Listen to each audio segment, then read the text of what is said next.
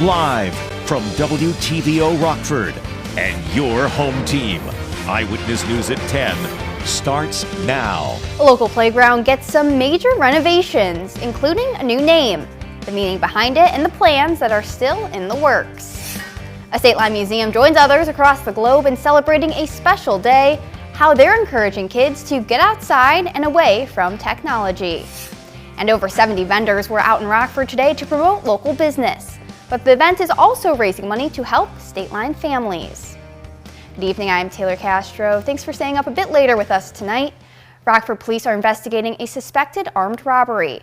A large police presence was at the 2000 block of Harrison Avenue around 8 p.m. Friday.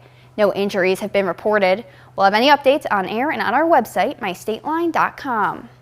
One person is killed in an early morning crash in DeKalb County. It happened just after 2 a.m. on Saturday at the intersection of Waterman Road and Lee Road.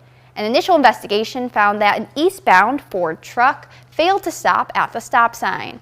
It hit a Nissan SUV that was heading southbound on Waterman Road. A rear seat passenger in the Nissan was ejected from the car. They were pronounced dead at the scene. The driver and another passenger of the Nissan, as well as the driver of the Ford truck, were taken to the hospital for their injuries and released. Names are being withheld until family is notified. The crash is still under investigation. Another crash in DeKalb County today, this one at U.S. Highway 30 and Indian Road. Just before 5 p.m., DeKalb County Sheriff's deputies responded to a crash involving a motorcycle and a John Deere tractor pulling a grain cart. The northbound tractor failed to yield for a westbound motorcycle. The tractor was initially unaware of the collision. The driver of the motorcycle was pronounced dead on the scene. This incident also remains under investigation. The Effingham County coroner confirms 5 people are dead, including 2 children, as a result of a massive ammonia leak on Highway 40 Friday night. It happened near Tuapolis when a semi-truck carrying anhydrous ammonia overturned. Illinois EPA officials say the leak has been partially patched. They estimate about 4,000 of the tanker's 7,500 gallons spilled in the crash. Approximately 500 people who live within a 1-mile radius of the crash have been forced to evacuate. Just stay clear until you are advised you can be back in your residence. Give them enough time to where they can figure the situation out. Again, it's fluid. Authorities say contractors are determining how to safely empty the tanker. Highway 40 between Tuapolis and Montrose is still closed. Illinois State Police are investigating the cause of the crash. A local park gets a major makeover and a new name. The Rockford Park District introduces the updates to the community and the significance behind the remodel. Our Nicole Delgado was there for the reveal. We've been looking for ways to remember John since he passed, and this was just the perfect way to do it. John Beck did live in this neighborhood. He was our alderman. He was our neighborhood Edgewater Neighborhood Association president. At the time of his passing, he was super involved in this neighborhood. Saturday, the Rockford Park District and community gathered together to celebrate the newly renovated playground at Oxford Park, including a new name. The John Beck Memorial Playground honors the longtime Rockford Park District employee and alderman who passed away in 2020. It is completely appropriate in my mind as a neighborhood resident that the park was named after him because he did so much for this neighborhood, in addition to the park district and the town as a whole. Kelly Olivencia with the Rockford Park District says these are the kinds of things John championed for, a fully accessible park. To see all the kids playing, to have the opportunity to remember John at this park, which is super inclusive. This is the first park within the Rockford Park District that we have a communication board to help those individuals who are nonverbal. This $345,000 investment comes with a unitary playground surface that ensures consistent ADA access, designed for children ages 2 to 12. Edgewater Neighborhood Association board member Cassie Pike says this is a huge addition to the 12th Ward neighborhood, and it's just the beginning. We're looking to do a splash pad. We're looking to have some accessible sidewalks around the park so that you can access the whole site. We want to do a picnic shelter. Everything John advocated for will forever live on through this memorial park. For all that he did for his community here locally, in this little area, for the Rockford community at large, and for everybody. Reporting in Rockford for your home team, I'm Nikel Delgado. The Edgewater Neighborhood Association is still raising money for the splash pad and other amenities. You can find a link to donate on our website, mystateline.com. Today's beautiful weather made it the perfect day to get outside and celebrate Worldwide Day of Play. The global event is dedicated to getting kids off their devices and out to play, spending time with their families. Rockford's Discovery Center Museum hosted their own celebration where families could explore different areas. Guests could make finger puppets and board games in the art studio. There were giant versions of games like checkers, Jenga, and Connect 4. You could also play with bubbles outside on the patio. We tried to bring some activities out today that might be a little bit different than what they would do at home. So hula hooping, some old school traditional board games, an opportunity to create and make their own board game. So just something a little bit different that they might not have access to at their house. Worldwide Day of Play was started by the kids channel Nickelodeon. Over 70 vendors spent the afternoon in Rockford to help raise money for local nonprofits. The 815 Shop Local event was held at Don Carter Lanes. It featured vendors selling goods, food, drinks, and live music. Gift baskets were raffled off to raise money for the Healing Dreams Foundation, which helps support families with children battling life-threatening illnesses and other health issues. The organizers have a goal of $2,000. Last year, the event raised over $1,600 for the Superhero Center for Autism. It's a cause close to their hearts. Most families, when they find out, just like Cassidy, why we started this whole thing, this was a whole different world for her when her daughter was diagnosed in 2019. So she was trying to look for resources and things to help her daughter on the daily, and she really didn't even know where to get started. So we collabed and came together and want to create a space for that exact reason. To help other families just like hers. This is their third year holding the event. Crisis averted at least for the next 45 days. Coming up, the deal Republicans and Democrats struck to avoid a government shutdown.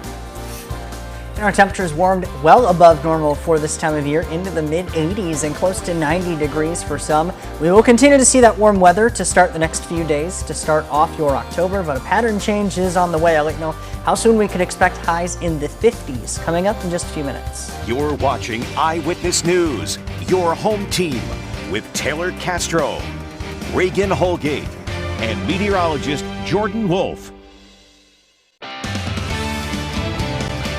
The Supreme Court will consider whether states can regulate social media companies that restrict user content. Under review will be whether laws passed in Florida and Texas, which aim to control social media platforms like Facebook, TikTok, and X, formerly known as Twitter, over censoring users based on their viewpoints, were constitutionally valid to do so. Appeals courts upheld Texas's law but struck down Florida's. The Supreme Court is faced with trying to define how laws written before or at the start of the digital age apply to the online world. The review will happen when the Supreme Court takes up its new term in October. A government shutdown averted at least until mid-November.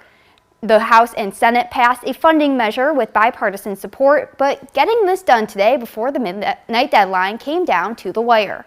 Here's Em Nguyen with the details from Washington. With just hours to go, the House passing a bipartisan stopgap spending bill to avert a government shutdown. The bill is passed, and without objection, the motion to reconsider is laid on the table.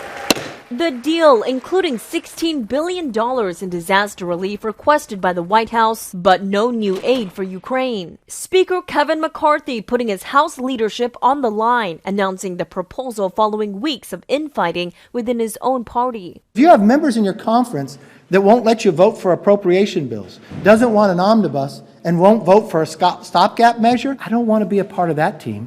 I want to be a part of a conservative group that wants to get things done. House Minority Leader Hakeem Jeffries criticizing what he calls the extreme Republicans. The American people have won. The extreme MAGA Republicans have lost. It was a victory for the American people and a complete and total surrender by right-wing extremists who throughout the year have tried to hijack the Congress. After the overwhelmingly bipartisan vote in the House, the bill was then sent to the Senate, where some expressed concern over the lack of funding for Ukraine. We will not stop fighting for more economic and security assistance for Ukraine. Majorities in both parties support Ukraine aid, and doing more is vital for America's security and for democracy around the world. But the Senate eventually voting to pass the legislation ahead of the midnight deadline, keeping the government open. The alternative to our action today, an entirely avoidable government shutdown. The final stop, President Biden's desk for a signature, keeping the government funded for another 45 days. Emwin, ABC News, Washington. Meanwhile, a storm dumped rain on New York, flooding roads, basements, and public transportation. More than 8.5 inches of rain fell at JFK Airport, surpassing the record for any day in September. That record was set during Hurricane Donna in 1960. Brooklyn saw more than 7.25 inches of rain. At one point, 2.5 inches of rain fell in a single hour. 28 people were rescued from floodwaters in the Hudson Valley and on Long Island. There were no deaths reported in connection to the flooding. Here in the state line, highs reached the mid and upper 80s today, the warmest weather we've seen in over 3 weeks. Jordan tells us how long the summer feel holds on, coming up next.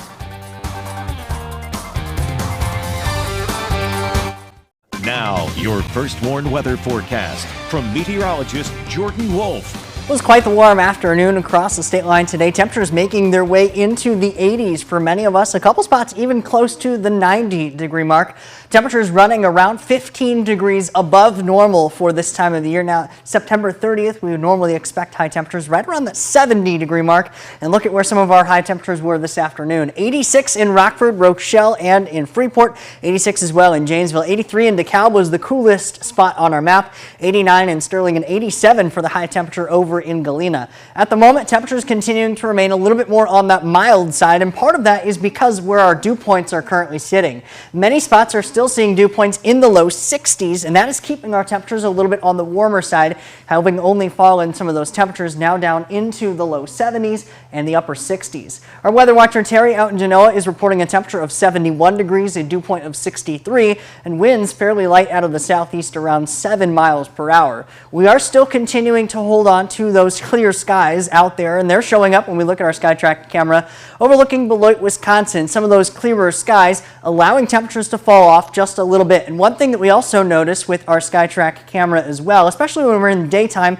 is some of the leaves on the trees are beginning to change color just a little bit. And when we see that, we actually can see the color change really showing up when we look across the country as well. Our fall foliage tracker showing that, at least locally, we are still starting to see some of that low color. However, higher amounts of color, either moderate or even close to peak color, starting to show up to the north across parts of northern Wisconsin, the upper peninsula of Michigan, as well as northern Minnesota. That map is actually brought to us by Explore Fall. And now we are still seeing some of those temperatures continuing to fall back, as I mentioned. Dew points sitting in the low 60s, only allowing temperatures to fall back down to around the upper 50s, right around that 60-degree mark for the overnight lows tonight.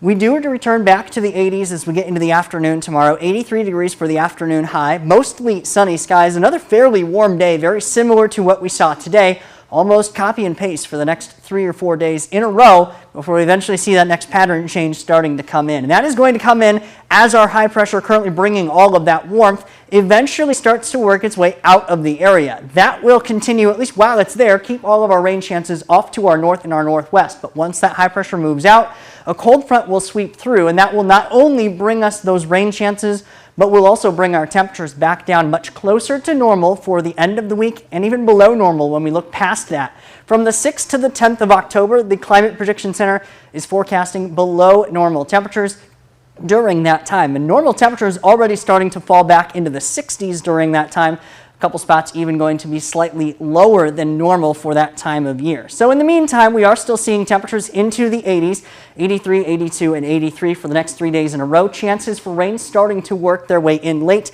and then temperatures really quickly falling back there. And Taylor, I'm going to kind of stand out in front of this one so you can only look and focus on the part that you like out in the front there. You know, I could live in 80-degree weather year-round if I could. Thanks, Jordan. Reagan's in next with sports. Another big 8-man football matchup played out in South Beloit this afternoon. She'll have those highlights after the break.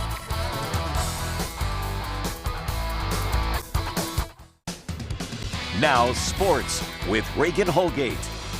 You have to think it's a pretty big weekend for the Bears. They're looking for their first win against fellow 0-3 opponent Denver tomorrow. They are once again without safety Eddie Jackson, plus cornerback Jalen Johnson now with his hamstring injury. Another DB in Josh Blackwell, he went on injured reserve with a hamstring pull of his own. So Matt Eberflus's club heads into their matchup versus Russell Wilson and very possibly Thursday's game at Washington thin on the back end of their defense. We take this one game at a time, and that's all you can do, and you can take it one play at a time. So this game is as important as the last one and the next one. You know, so we got to have our singular focus on Denver, and of course we've had these quick turnarounds. If you've been in the league long enough, you know what they are. And again, it's in 5 days, and again, it's a great opportunity, like I said. All right, in some college football today, number 6 ranked Penn State barreled over Northwestern 41-13, and Caleb Williams threw for 6 touchdowns today in USC's 48-41 win over Coach Prime and Colorado.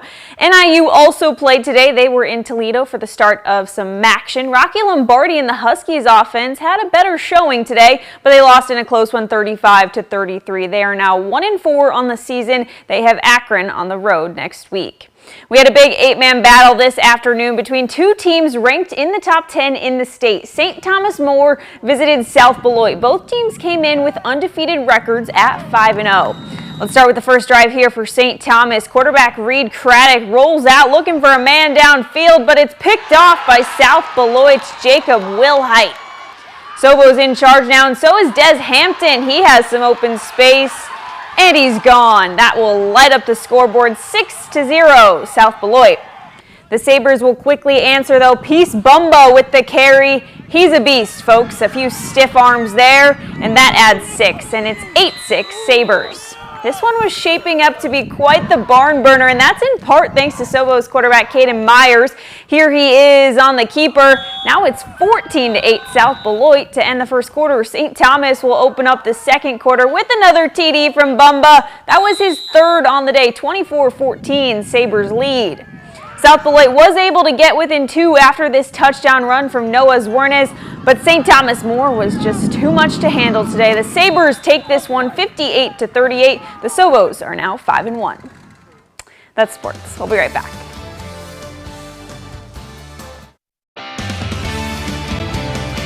Clear skies tonight on the First Warn Interactive Radar from Rockford Auto Glass and More. Temperatures falling back down near the 60-degree mark for the overnight lows tonight. We return back to the 80s as we get into tomorrow, and that lasts with us for the next few days in a row, but rain chances and much cooler weather for next weekend. Thanks, Jordan. Thank you for joining us.